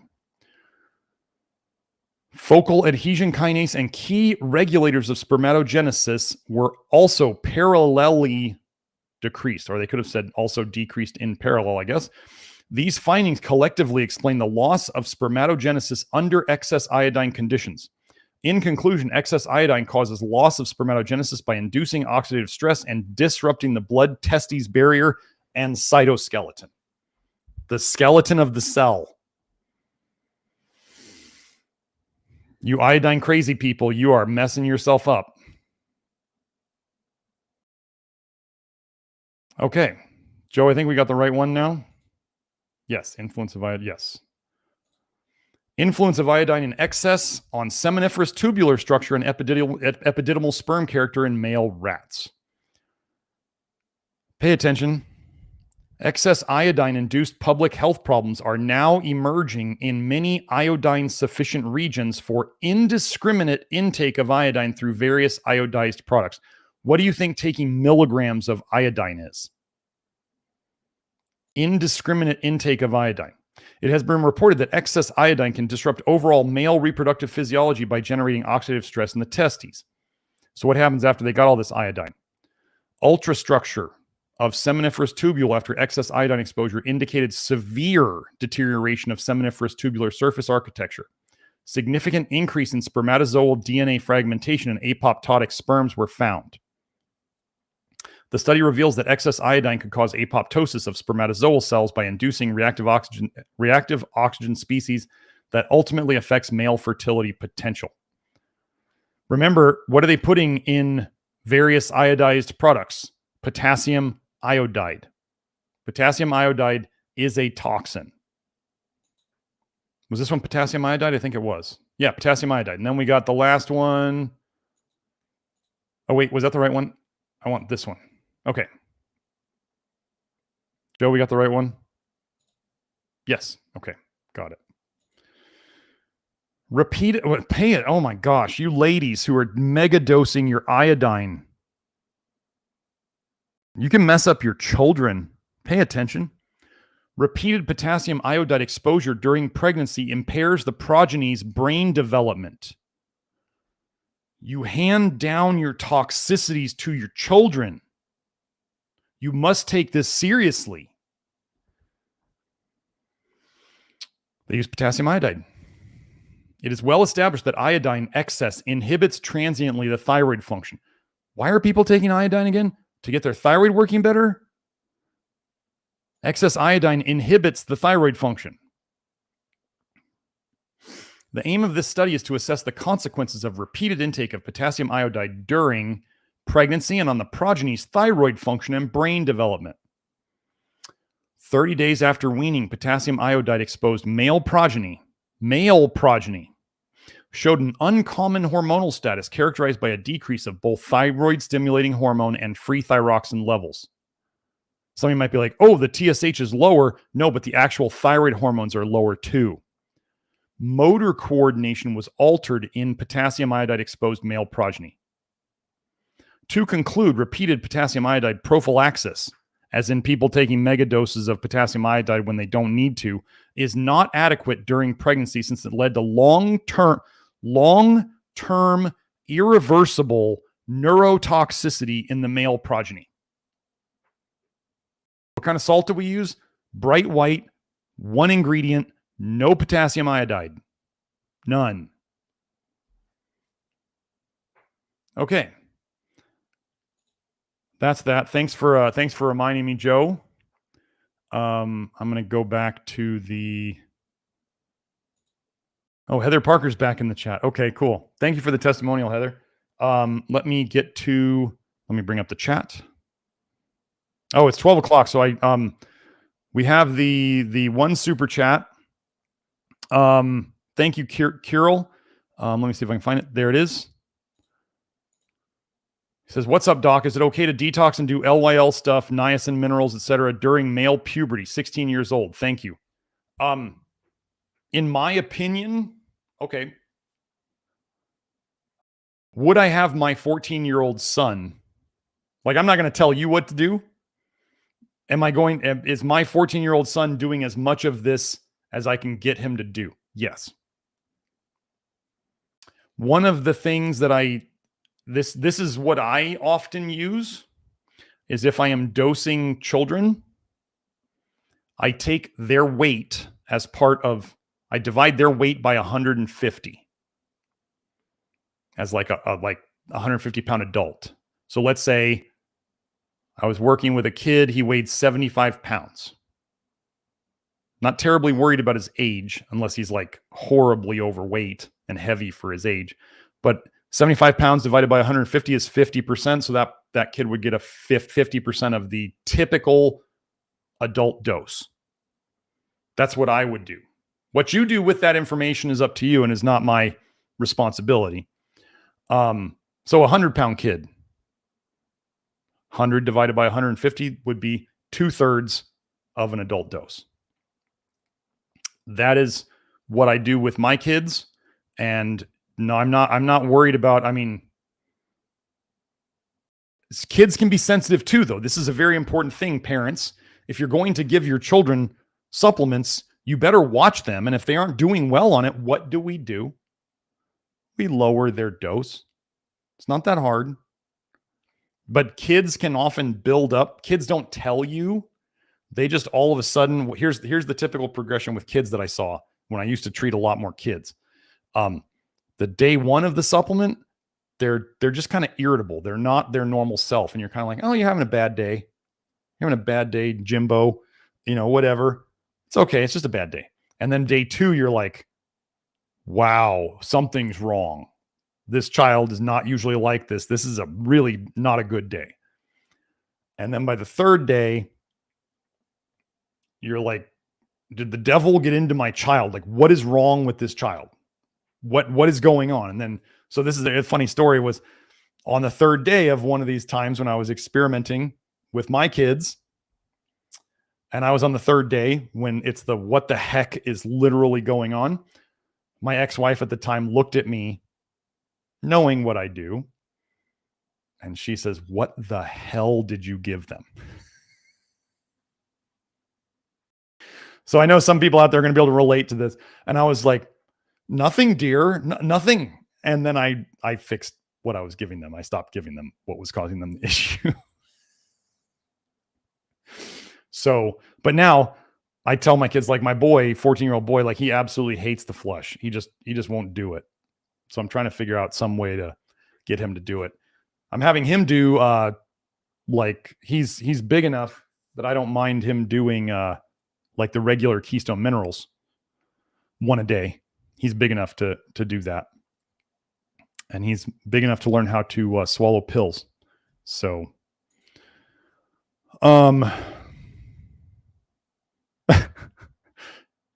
Zen Dog just is messing around with me.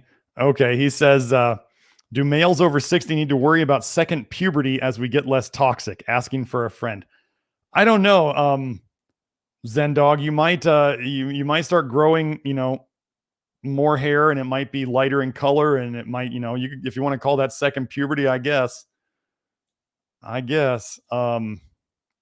So, oh, you're welcome, Kirill. But yeah, second puberty. I mean, it can feel like second puberty. I really sometimes do think that it's nice that I can recover better now. I mean, when I was younger, I could still train harder than I do now. Yes.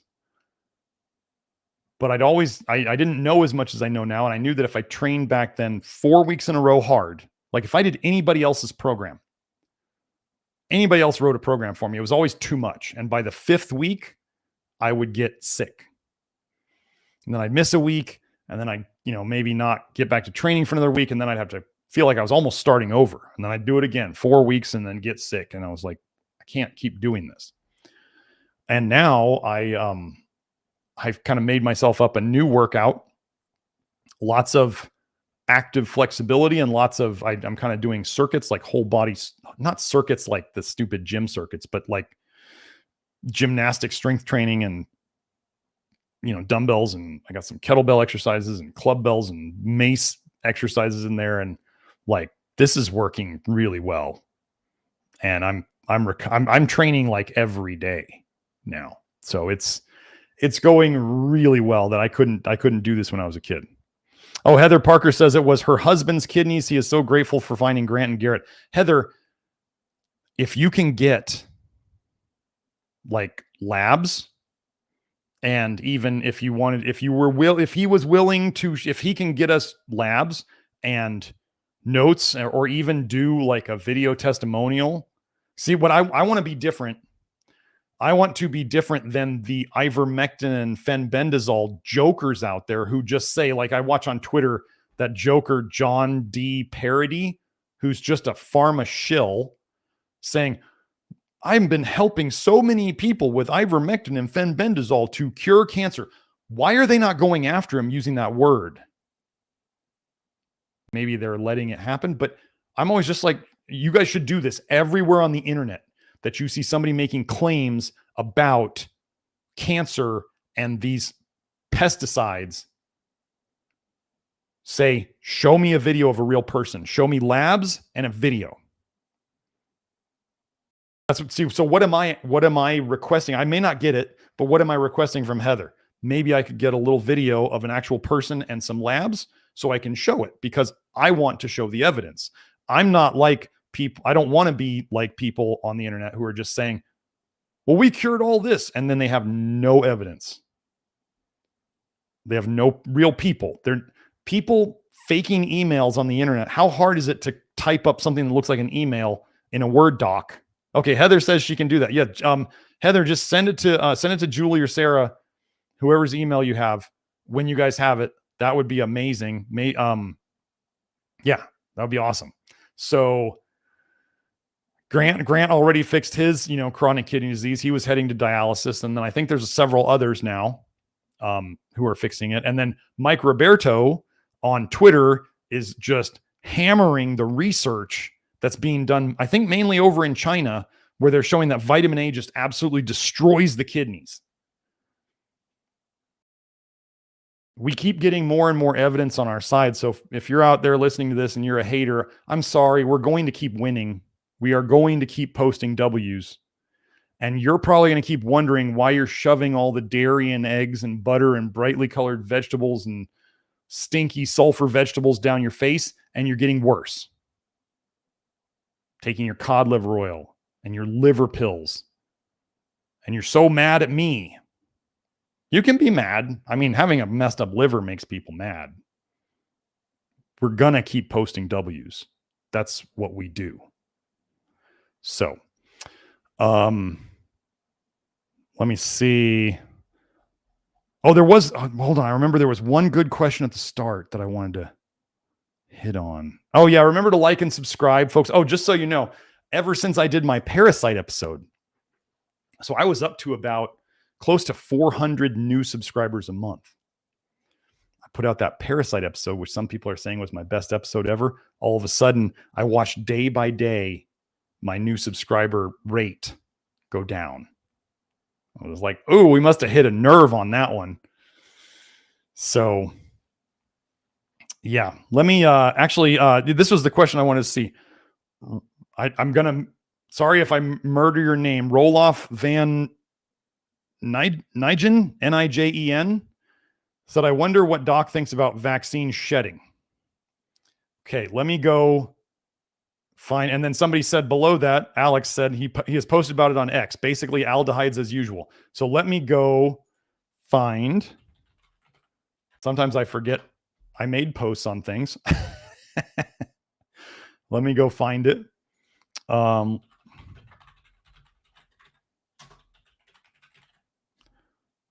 my gosh, wait.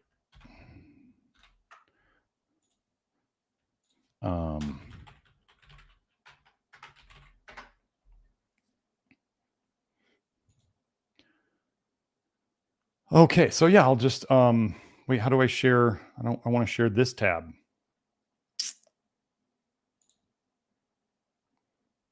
Oh, can you see Twitter now? Do we got it? Yes, okay, great. Good. Here we go.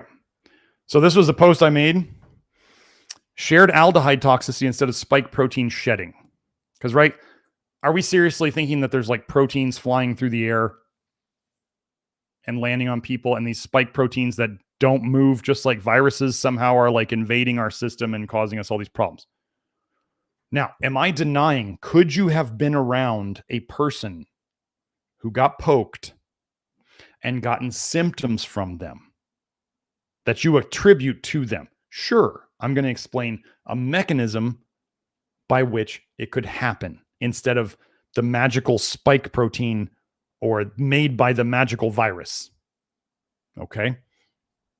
Here is what I believe to be a much more plausible explanation of what people believe is being transmitted by jabbed folks to the unjabbed. There's plenty of research showing that diseased people breathe out more toxic aldehydes in their breath than well people. This is true. You can go look it up. There's even one on, yeah, here it is.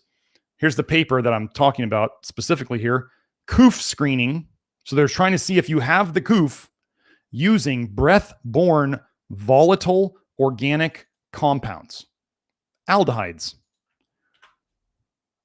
Oh, here, Joe, yeah, Joe, if you could put that in the chat, that'd be great. So I don't have to click back and forth. Okay, so let's go back up here. We know that the jabs are full of toxins and damage the liver, which damages the entire system. This would increase the toxic aldehydes in their exhalations. Aldehydes can be very volatile. They can be in your breath, probably even coming out of their skin too. So you sweat. You ever drank a lot of alcohol and the next day you smell the alcohol coming out of you? Okay. Aldehydes would absolutely be shared by people in the same room, breathing the same air. Masks wouldn't do anything to protect against this. Aldehydes would go right around masks, right through them, directly through them. I don't buy the purposely scarily named spike protein narrative any more than I believe virus theory. Now, let me go over this. Somebody's going to be like, well, how could aldehydes cause toxicity? Oh my gosh, oh no, they're not strong enough. Have you ever walked through like a perfume or a cologne aisle or the detergent aisle at the grocery store and gotten symptoms? That's aldehydes. If you're spending a lot of time, especially a lot of time really close to somebody who might be breathing out aldehydes, it may not be strong enough that you smell it. But as you suck it in longer and longer all day, you accumulate it and then you start getting symptoms. Okay? They really want you to be afraid. They feed on your fear. So they're making up stuff. They're making up stuff in scientific journals. They're making up stuff to make you afraid. And the people who are following along with these narratives, like the spike protein and all that stuff, they may be well-meaning, but they may not be well-meaning. They may be well-meaning, but they are completely misled.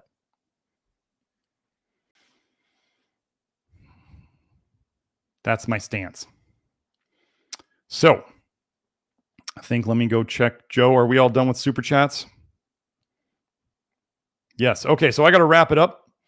It is 12:15. I got to get to the inner circle on the inside the Love Your Liver program. Oh, Joe's saying kind of like pheromones. Yeah. Like like they say, you could be attracted to pheromones coming out of somebody. You don't smell them.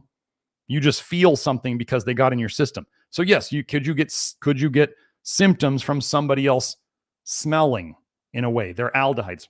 Why not? We all know that if you breathe in enough toxic aldehydes, like those scents, you can get sick. I mean, cologne and perfume heavily linked to cancer. Accumulation of toxins. Wow, what a weird concept. So anyway, hope you all had a great time listening. If you didn't know what spike protein detox and all that stuff was, sorry. Just know, don't take those things I mentioned trying to get healthier. That's not going to help you. Let me see. So Joe's probably going over the links right now. So yeah, nutritiondetective.com is our main website where you can find our line of as clean as supplements as we can manage. You can find our testing and consultation packages with our health facilitators. You can also find under the membership link, you can find the Nutrition Detective Network, which is the home of the Love Your Liver program. You can go there directly by going to members.nutritiondetective.com, which is up on there right now. Then there is also, I think that's, we got our YouTube channel here, youtube.com/nutrition detective. We have a channel on Rumble. I don't know what the exact address is. I'll have to look that up. And then I'm on Twitter a fair amount. I'm growing so tired of Twitter. Somebody was actually just saying the other day that Twitter's getting so boring, and I'm just like, I'm NutriDetect on Twitter, NutriDetect. And then if you ever wanted to find like my Amazon list or whatever, you can find it on my Linktree, which is on my Twitter profile. If you want to read more stuff by me, go on my Twitter profile and read the thread of threads. My pinned thread is tons of threads that you can read or send to people so they can learn about it. And then, yeah, we always have our little live stream here every week where I don't know what we're going to do for episode 200 when we get there. But anyway, hope you all enjoyed it. I got to go talk for like another 2 hours. Have a great week. And like I said, next week we'll have Kelsey on as a guest. We won't have a camera because we don't have the bandwidth, but we'll be doing it like we did those other Idaho episodes before. Have a great week. I will see you next time. Bye now.